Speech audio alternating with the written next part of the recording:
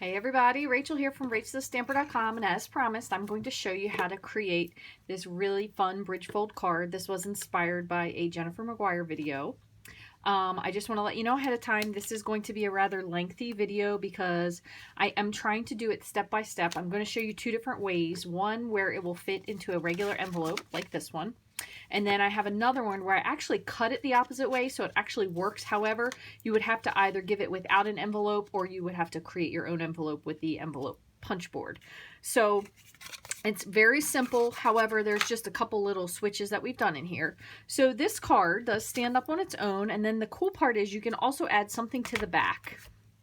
If you wanted to be able to put like an actual card back, so I saved this one to be able to show you, but you could put this on the back. That way you could open it up and there'll be a little flap for you to put your greeting on, or if you wanted, even you could probably even attach, I'm pretty sure it should fit. Yep, you could even attach like a little gift card to the inside and then put a greeting. So just depending on what you want to do with the card, I would suggest to use most definitely a thick card base. So I am using thick Whisper White for this.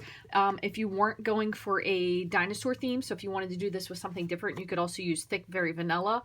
I'm sure many other companies out there create thick cardstock, so you definitely want something that has a heavy weight to it so it can withstand, first of all, the decoration, but also just the bending and being able to stand up again. Okay, so what I did for this was I kind of used a combination of Dino Days and Wiggle Worm. And right now, I don't know where in the world I put my dinosaur, there they are, my dinosaur die cuts, because we will use those, I see them. And then we are actually going to use, you're going to need the grass, and this is in the, I believe they're called Wiggle Worm, Wiggly Bugs dies. So these are the dies. We did use the grass to create this running little portion across here. So I'm going to show you how to do that. So you definitely will need that if you want to make it grassy. And this will fit again into a standard envelope for one of them. The other one does not. So let me move this over. We're going to go ahead and do our base card first. So again, there is a larger card, and what I did was I accidentally created this one because I cut it incorrectly. So what you're going to want to do is you're going to need a card that is 4 1/4 by 8. So this is just my scrap. So basically what I do is when I start to create a card, I always make a template. That way I can kind of have it. So what I'll do is when I'm finished with this one, what I'll do, and this is a great suggestion, is you could do the bridge fold template. So you could just leave it with a T. Okay. Now what I typically do is I always score and then I flip it, because that way you ensure that no matter what, it will be even. Okay, so for this card, what we did, and again, this was a little, probably a slight modification of what Jennifer McGuire did. She is such a wonderful crafter. I love following her. So I did this one at 1 1/2, I'm sorry, 1 1/4, and then 2 1/2. And when I did the other card, I was just fooling around with it. And what I did was I scored this one instead at 1 1/2 and 2 1/4. So I did it a little bit backwards. So again, you can make a bridge fold from this. It will just have a wider center, but you do have to make your own envelope. So I figured I would just show you both of them and you could just make your own. I have some green here, so we're going to use this. This is Call Me Clover to make that running part across the bottom. And what I have here are basically two pieces. So these measure 4 1/4 by 8. So I'm going to grab my Simply Scored scoring tool. And then I also have two pieces for inserts. So one of these will be for the smaller, and then the other one is for the larger. So for the smaller one, we'll go ahead and just do that first. I believe this is 3 by 4. And I will put all the measurements on the blog, so don't feel like you have to write this down. So it's 3 1/2 by 3. And the 3 inches is really just relative, because you can kind of cut it at a like a hill slope, the way I did with this one in the background. You can see I kind of just cut it across. So you can actually technically use this for 2. So what you can do is cut it in half. You could use one for one and one for the other if you wanted to make 2 cards. Okay, so what we're going to do is we're going to score this again at 1 1/4. Okay, and I feel like I said, let me just make sure I said that right, 1 1/4 and 2 1/2. Yes, so 1 1/4 and 2 1/2. And this again is on the 8-inch side. And then what I do is I just flip it over. So 1 1/4, whoops, that one slipped. 1 1/4 and 2.5. And just as an FYI, if you ever get that as a problem where you accidentally score in the wrong spot, which I'm not going to concern myself with it, we'll worry about that later, you can always rub some wax paper over your cardstock, and it assures that this stylus tip will slide really easily. So if you notice that you have trouble with that, just take a piece of wax paper and rub it over, and it helps it to slide a little bit easier. Okay, now for the second one, as you recall, I'm just going to score both of these now. I did this one incorrectly, so this one would have been 1.5. I actually got the measurements mixed up. So 1.5 and 2.25. And then we'll turn around and do the same thing. 1.5, 2.25. Oop. So this one I just would have to make my own envelope for, so that's basically it. So what we're going to do on that smaller one, so on the 3.5 inch side, we're going to just score at a 1/4 inch, and we're going to turn it around and score at a 1/4 inch. Okay, so just like that. Then what you can do is you can take your paper snips, and I'm going to just go curvy from the beginning. I'm not even going to worry about it. So I'm just going to create a curve like of what I would think a grass would be, or like a lawn, or like a hill or a slope, something like that.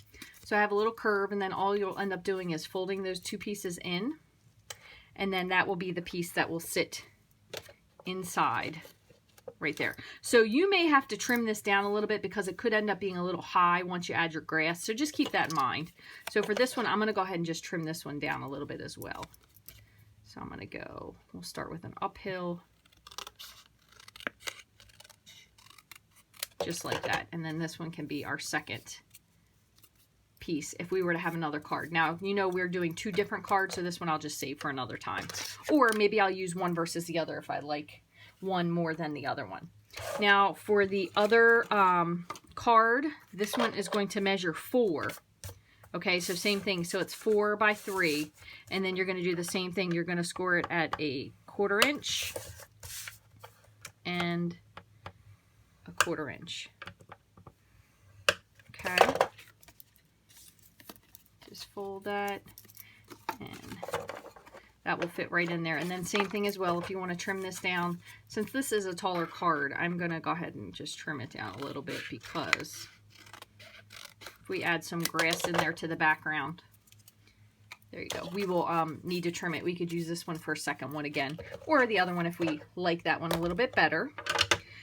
So now comes to the part where what we're going to do for this one is I'm going to actually decorate it prior to stamping. So the last time when I created this card, what I did was I stamped first, and then I went back and added the background. I'm going to do it the opposite this time. So let me just move this out of the way. So I'm going to just do both of them the same. So I'm going to do half of the sky, and then I'll add the grass a little bit to the bottom. So the best way to be able to do this is two different ways you can actually do it. You can just do it with regular sponges, which is perfectly fine. Or if you happen to have some glycerin, I know you guys have seen me use this before. Gail uses this quite often as well. But what you do is you just pour some, and you want to make sure your block is clean. So I'm going to pour a little bit of glycerin.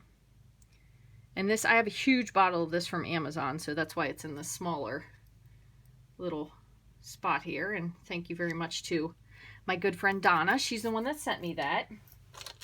So then all you're going to do, let me move this out of the way, is make a mess. No, I'm just kidding. It's not what you want to do. All you're going to do is I'm going to go with Seaside Spray. So I'm going to put a little bit of Seaside Spray. And I'm just stamping that on my block. And I'm going to keep this one for now. We'll just do one at a time. So you kind of dip into your glycerin, and then you swirl into the ink. So, and this really makes a nice blend. And the cool part is the way you go about with your colors, it almost gives the look of like clouds, like that puffy cloud look. So I'm just going to re-tap my ink on there. I have some glycerin on here.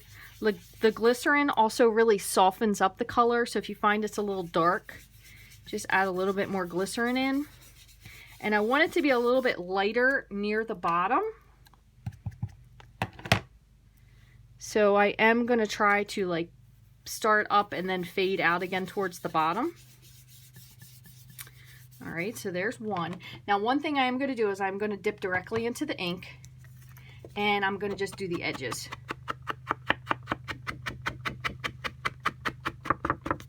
Just like that. A little bit more at the corner. Okay, so I'm going to do the same thing for our other one. So once again, I'm just going to put some more ink there, add a little bit more glycerin.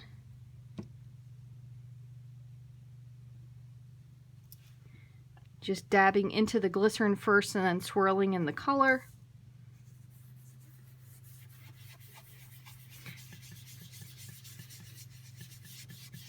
And again, as I said, it kind of depends on what you do. So if you want a little bit more of like a cloud line, you can start off before you do it and then bring it in. If you want it a little softer, if you want a little harder of a cloud line, just start swirling directly onto the paper. If you have this easy clean mat, you can start off of the mat because it does wipe clean. So that's really one cool thing about it. So I'm going to just go back in and just re-dip that color, and I just want to make sure I sponge the edges really nicely.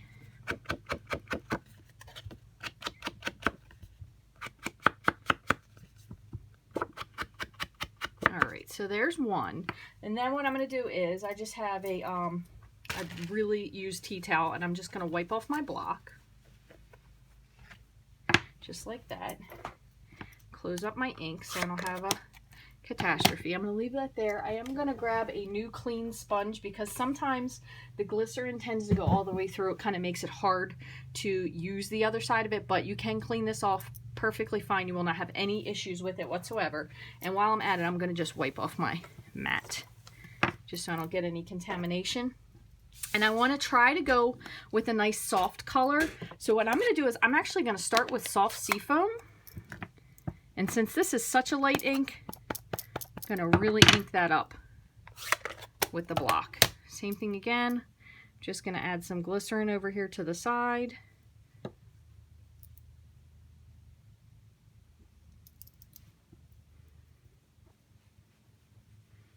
Okay, and now I'm going to do the bottom. I'm going to try to be a little bit softer with this, but again, this is a pretty light colored ink.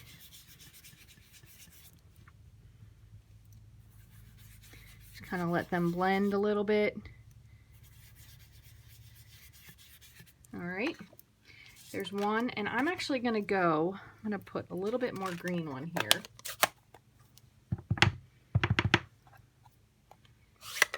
And if you don't happen to have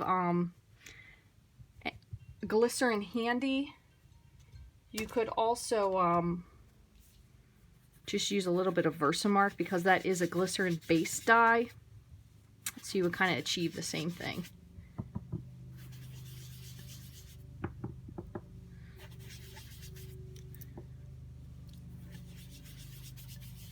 There we go. And I know I have this little bloop of ink down here, but I'm really not going to worry about it because I kind of did that on this card and I covered up. And then I also ended up doing it on this card and covered it with the dinosaur. So just make sure before you use any embellishments or whatever that you check to see where you are, because you may or may not really need it. All right, so then we have two. So let me just move these over here. And I'm going to grab my towel and just wipe this off, trying to wipe off my fingers a little bit. So now what we can do is we can do a little bit of stamping. So I'm going to go ahead and do the palm tree base, and I'm going to pick soft suede for this. Oh my gosh, I'm sorry, my phone's ringing, email's going off. I think I'm popular or something. All right, so I'll put this one. You can stamp on this, it's not going to really do anything. It won't make a difference whatsoever. We can put another one here on the outside if we wanted to. Change it up a little bit. I should be stamping with my mat, but you guys know how I roll. I forgot that. So I'm going to clean this off. Okay. And then we're going to go ahead and grab our leaves. Now I am going to do this darker, only because I kind of really want it to stand out against that blue. grab a little bit smaller of a block. So what I'm going to do is I'm going to try to kind of stick with a pattern this time and make it a little bit more cohesive. So I'm going to go with Garden Green, and my attempt is going to be to do 4 for each one.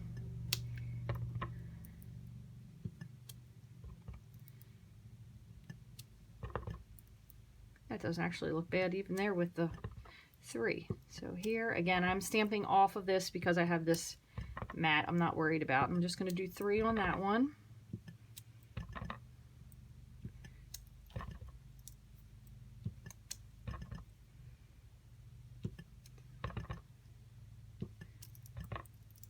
Do 3 over here. I need to do 1 more there because that looks a little sad. Probably could have gotten away with a little bit less on that one, but you could also stamp these in die cut if you wanted to, because there is a coordinating die, so then all you would have to do is just layer them on instead. Just be mindful though, if you have bendy places, it may not stick the way you want it to.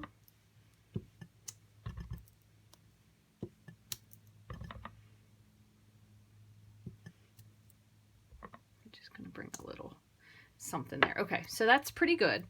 Now you could also add like a little fallen frond at the bottom if you wanted to. For most of this part you're really not going to see it, so it kind of just depends on what you want to add to it. You could also add a sunshine. I know we have lots of suns from lots of different stamp sets. We have a lot of suns. You could also add in a little bit lighter of a color if you wanted to, so we can add in like one. Just do like 1 granny apple green on a couple of them. Like the new palm leaf that grows out of mine. Sometimes they're a different color. And we'll just add 1 more over here. Okay. So there's that. Now you can also, to make this simpler on yourself, you can use the dinosaur dies that you cut out with the DSP to decorate this. So that's completely another really great option. So what I'm going to show you now is, so we have this piece of Call Me Clover. So what we're going to do is, I'm going to show you a simple way to do this. So I have my big Mamma Jamma cutter here. So this is about, I think this measures about all in standing 3/4 of an inch. So if I were you, I would pick something that's about 1.5 inches. So I'm going to just trim this to be 1.5 inches, like so.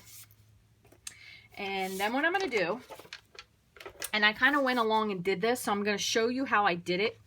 That way you will know exactly what's going on before we start. Okay, so let me move this. And I'm going to grab my Big Shot. All right, so what I'm going to do is I'm going to line this up, and I'm going to put this on the edge, just like this, at the bottom. Doesn't have to be at the very bottom, but you can see it's pretty close to the bottom. So I'm going to put it there, and if you have it, and I do have a little piece here, even though this is magnetic, I'm just going to put a little piece of tape on there so I'm assured that it's lined up correctly. So I have this here, and I'm going to run this through. Okay. Then I'm going to bring this back to the other side just so you can see. I'm basically going to just move this down so it meets up. You can make it overlap a little bit if you wanted to. It's up to you. And I'm going to cut again. Okay.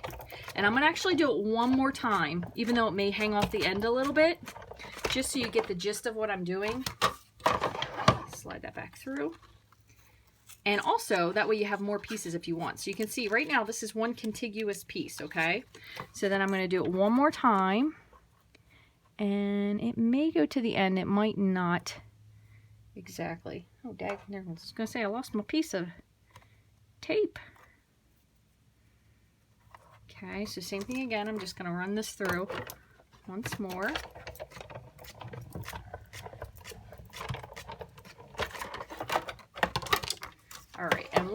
tiny one, and I'm going to run it all the way through only because I want to show you what I'm getting at when I'm talking about continually running this through. So I have just a little bit more, so I'm going to run this through, just this little piece here. Do want to just make sure that they are slightly connected. Oops, hold on. I have my tape over far enough. Okay. Either that or this tape is like, I give up. I've cut enough. And it could also be because I have glycerin, a little bit of glycerin on my fingers. So you could do this in whatever order is easier for you. Okay, so there we go. So we have all the pieces done, and I want to show you what I did. So I'm going to move this over just for a moment because we can use this to die cut a little bit. Save us a little bit of time. But basically, so you take this off. We ran this the entire way across, right? So now we have this super duper long piece of grass. But the other cool part is, and this is a little bit narrow. I probably should have moved it up just a little bit. However, you can use this side too, because nobody but you and I are going to know whether or not this is the bottom or the top piece of grass. Because to me, that looks like grass. So you can use either one. So that's why I would suggest getting a piece, even if it's a little bit slimmer, could be a little bit smaller. We could also even trim a little bit off the bottom here. But this part can hold this together. And then you can even use this part to decorate. And I think I said I was going to go with the smaller slope. To decorate this, we can put it behind there. So you have a little bit of grass. So what I'm going to do is I'm going to go back to this just for a moment. And I'm going to go ahead and grab the little circles. They kind of look like stones, I guess. So I'm going to stamp these. And I think I did these the same before. I did these in soft suede. And just kind of random. Put them wherever you like. More little one there. And this is going to be hidden, so I'm just filling that in just a little bit. So I have my soft suede. Give that just a moment to dry just a little bit. And this is the same size, so this one should be the bigger one. Right? All right, I'm going to do this again real quick while I have it. We'll just do these. Oh, okay. Just to show you, got a little crazy. If you ever get a little crazy and you put your, you separate your pad, what you do is you just slide it, kind of, so you take your pad, slide it back in, and you kind of push and pull forward. And there you go. It does go back in fairly easily. This is like the best tutorial ever. It's kind of like a Murphy's Law tutorial. Everyone hopefully knows what that is. Unless there's maybe some young people on here that haven't learned about that in school yet. Alright, so there's that. Okay. So then what I'm going to do is I'm going to take my Sahara Sand marker. And if you don't have this, you could use a blender pen. But all I'm going to do is just fill in the center of some of the rocks. I'm not doing all of them. I'm kind of being as random as I can. And you can obviously make this more or less depending on what you want to do. Okay, and then what I'm going to do is I'm going to take the edge of my marker. And I'm just going to run it on the edge. And run it on the edge of the bottom. Just kind of takes away a little bit of that whiteness. Run it right on the edge here. Even though we're going to put grass here, it'll kind of give it, when you put it together, you'll see it gives a little bit of depth. So same for this one. Go along the bottom.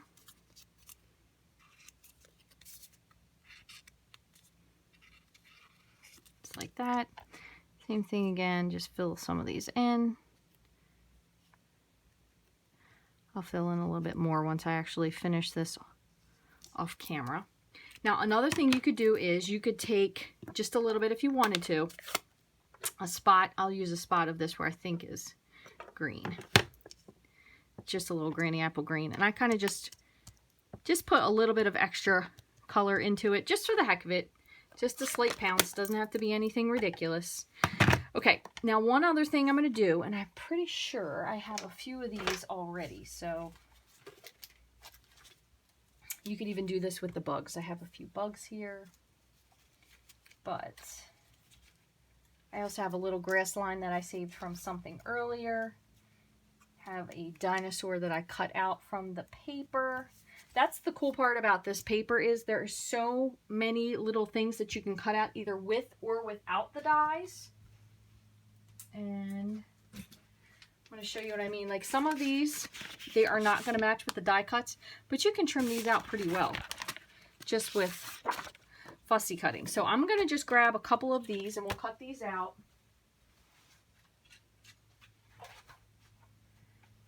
Only to make it a little bit simpler for you guys, so you don't have to make this like the longest video in the world. Move this over. I'm going to scoot these guys over here. And remember, this was not with the dinosaurs. This was from the bugs. So just in case you're looking at your dinosaur set thinking, what is she talking about? That's not on there. You can even use like a few of these dinos that are kind of hanging off the side here. You can use some of these because guess what? They're still going to be partial dinos, so we can just kind of hang them off of the card. So it will still work out really, really nicely. Just want to grab a little bit more tape because I'm going to put a couple of these in. There's one. We can do this guy over here.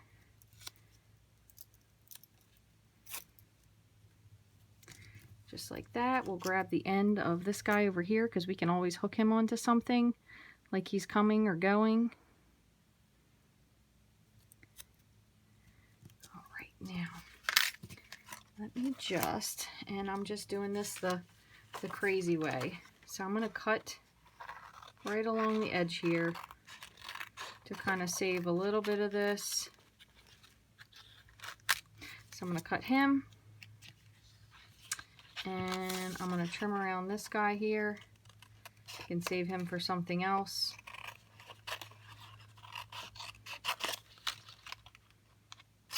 Okay. And then I'm going to just pop these couple up here. So here's one. Here's my other couple. Slide these on.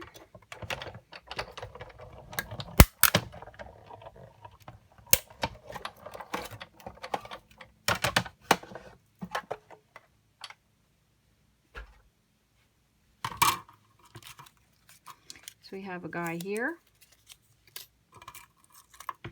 little dude over here. If I can get this without ripping. There's that. There's that. Okay, and the rest of these are kind of got to go to the junk pile. I can only save so many, so we'll do those 3. And worst case, if we needed some extra stuff, we can always do that after. All right, so now I'm going to show you just how to finish assembling these. All right, so what we're going to do is, I can use this other little dude, and you can even use the bug, because apparently bugs were in the Jurassic times, specifically praying mantis. Which is pretty neat. So what I'm going to do is I'm going to take my card now. So this is the one that won't fit in the envelope. So I'm going to do the one that will fit first. So I'm going to fold it in and back. And I do want to make sure I use my bone folder for this. A nice crisp fold.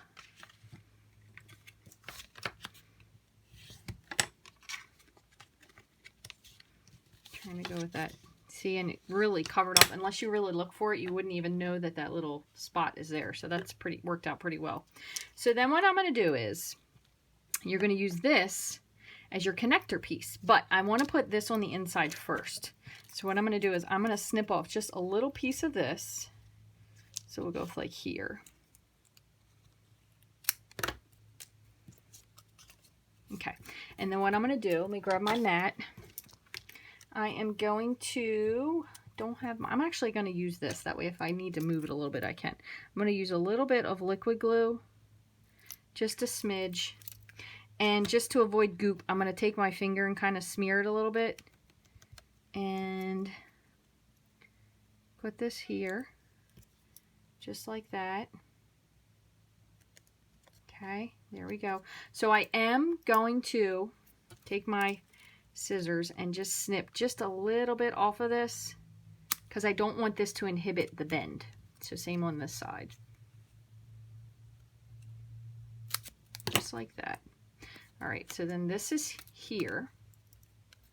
So then this part is going to go in here, and it's going to kind of cover up the bottom there. So we do want to put some adhesive. You could either use Tombow, which will give you a little bit of wiggle room. You could use tear and tape.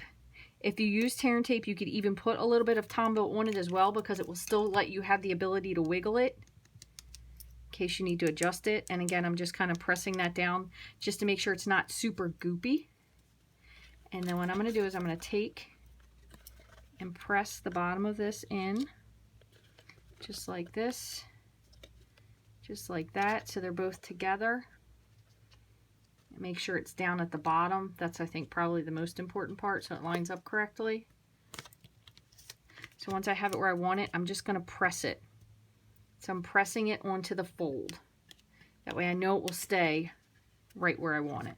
Okay, so there you can see that's pretty good. It does take a minute for it to adhere. You can also, if you feel a little bit more confident, you can take your bone folder and kind of slip it in there and just give it a really good press. But that should be fine. So there's that. So we have a nice little scene. And then we're going to finish this with the front. I'm going to keep the grass short. So we're going to finish this by measuring kind of where we want our grass to be. So we want this to be full coverage. So if I'm going to say, normally I would do this with just like a little bit of a little pencil. So I'm going to make like a mark right here. That should be pretty good. So what I'm going to do is I'm going to snip just a little bit over, just a hair. I mean, you can see that is just maybe a 1/16 or 1/8 of an inch, because I want to be able to, if it's too big, I'd rather be able to snip it off than it be too short. So I'm going to do the same thing now. I'm going to take the Tombow. And now one other thing I should tell you ahead of time, in case, if you wanted to like put your dinos, make sure I have this so it's the correct side. If you want to put anything, so it's going to be behind here, you could do it now. So you could put him behind here. So what I'm going to do is I'm going to put him on here. I'm just going to kind of adhere his tail. So I'm going to take him. And I do want to make sure that he doesn't stick below the level of the card. That way it doesn't make anything weird. All right, so there's that. And could have technically the pterodactyl flying off the edge here. Could have him flying even over here if you wanted to. It just kind of depends on what you want to do, as if he was like disappearing into the card. But I'm going to leave him off just for a second. And what I want to do is I want to put this on. So I'm again going to put a little bit of glue here and just kind of smoosh it with your finger. Little glue here. Just spread it around. Then I have the line side is here. So I'm going to take this, and it's best, I find, to do this if you have it folded flat. I think it gives you a much more accurate line. Get to the bottom, right like that. And there you go. And I also am going to, just for the sake of it, I'm going to put a little glue on my finger, because I'm afraid if I do it on him, I'm going to loosen something. I'm going to put a little bit of glue on his foot here. That way they kind of stick together there. Okay, and as you do this, you will figure out like what it is that you want to add to it. But then all I'm going to do is I'm going to take, make sure this is nice, and I'm going to just flip this over just a little and just snip that little bit off. So there you go. He does fold flat, still 100%. So you have your little guy. You could always add like another dinosaur back here in the background. What we'll do is I'm going to put him just directly onto the back. And I'll put him in the, like he's in the background back here. He kind of, this dinosaur to me kind of looks like a seahorse, like the way his head is. I don't know if it's just me, but he has like such a snout. Okay, so there's that part. You could always add a little bug in here if you felt like it, you know, whatever it is you want to do. So there's one. I'm going to show you how to do the second one. I'm basically going to just show you how to assemble it again. So same thing again. And then I'm going to add the background to this one, the back flap. I'm not going to add a back flap to that one. Now for this one, I'm going to just add grass just in a little spot. So I'm just going to kind of pick an area, put a little bit of glue, kind of spread it around. Make sure it doesn't stick up too far. There you go. That looks pretty cute. And let me go ahead and fold this real quick. So remember, this one was the one I scored at 1.5 and 2 1/4. So if you do this one, you either have to make your own envelope or you would have to give it without an envelope. Very, very simple to make your own envelope. If you have the envelope punch board, Stampin' Up! Used to carry it. We do not carry it any longer. However, I'm pretty sure you can buy one at a big box store, so no worries there. I love my envelope punch board, and I will never ever get rid of it because when I send out my thank you cards, I usually make custom envelopes for people. So it's one of my favorite things. Okay, so same thing again. So I'm just going to press this in. Make sure I have my folds in. Press this in. Make sure it's at the bottom, and then I kind of fold it down so I make sure that the lines it's picking up are correct. So that's super cute. The difference between this is this one has a little bit wider of a background base versus this one you can see is much more narrow. So just depends if you want to make yours a little bit different. All right, and then I'm going to just use this, and obviously you can see this is going to be a little bit big, so I'm going to trim this down a little bit. Let's see. What I'm going to do is I'm going to put the points of the grass up to the silver line. No, that's going to be a little bit too less. Let me go up to 1 inch. That way at least it gives me a little bit of something. All right, so I'm just trimming this down. And again, I know that's a little bit uneven, but with the grass you can't really tell quite so much. Plus we're not going to use the whole thing. But this is just the opposite side of this die cut, which again to me just looks just as much like grass, so that's why we're going to do that one. And here it is. So we're going to put this here. This one also is a little bit wider, so it has a little bit wider of a base. So I'm kind of just measuring where this is going to be. So I close it and put a mark where I think it is, and then I'm going to just trim over again about 1/8 of an inch. So same thing again. Just go ahead and put a little bit of liquid glue. I do like using the liquid glue only because if you've ever put something on and then you have to rip it off because it doesn't look like you want it to, or it doesn't fit where you wanted it to fit, that's why I like using this. And like for example, I lined this up and it wasn't quite at the edge.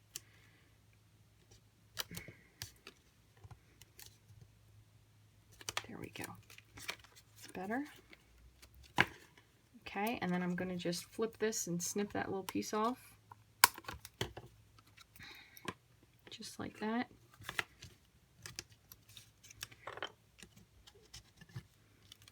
There we go. Really nice. Okay, so there you have that. So there's one. So this again is the wider one. So if you're going to finish this, I do have a piece of cardstock. I'm fairly certain this is 3, I think it's 3 by 8. Yeah, 3 by 8 1/4. So it's about 4 1/8 on the score side. So that will be for this one here. So what we're going to do is, while we're at it, we're going to make it look cute. We'll add the rest of this grass to it just to make it look fun when they open that part. So before we do that, let's stamp. We'll just we'll do a pterodactyl, and we'll add a little something else, and then we'll add the grass. So if you've never used these stamps before, I did talk about this one other time. They have a lot of texture to them. So if you tend to stamp with them, sometimes you won't get a really nice solid image. So what I usually do is I stamp them with Versamark first, and then I will add the color ink that I want. And I'm also going to put this on a mat so it will show up a little bit nicer. And I'm going to just put him over here. There we go.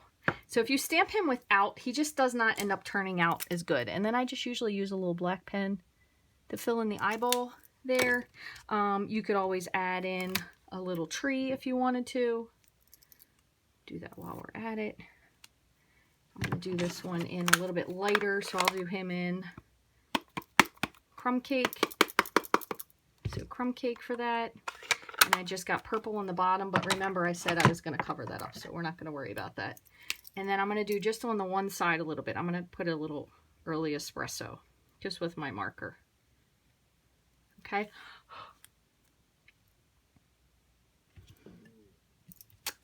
There you go. So you have a cool shading on your tree. One more. I'm going to just add in, of course, oh, here it is. I was going to say, I don't know what I did with my palm leaf. And we'll do this one in garden green.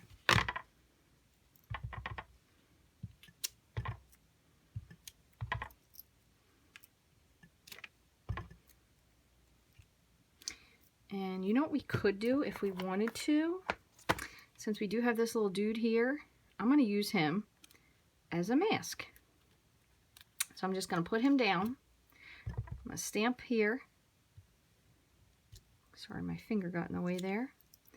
And look, so now it looks like he's flying behind. So other thing you can do is you can always off-center away a little bit. That way it kind of sticks out a little bit more depth-wise in.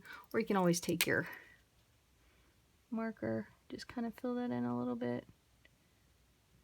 So it kind of looks like he's flying in front of the tree. And then what I'm going to do is, well, this is almost big enough. This is a little smudge I kind of got a little carried away with, but that's okay.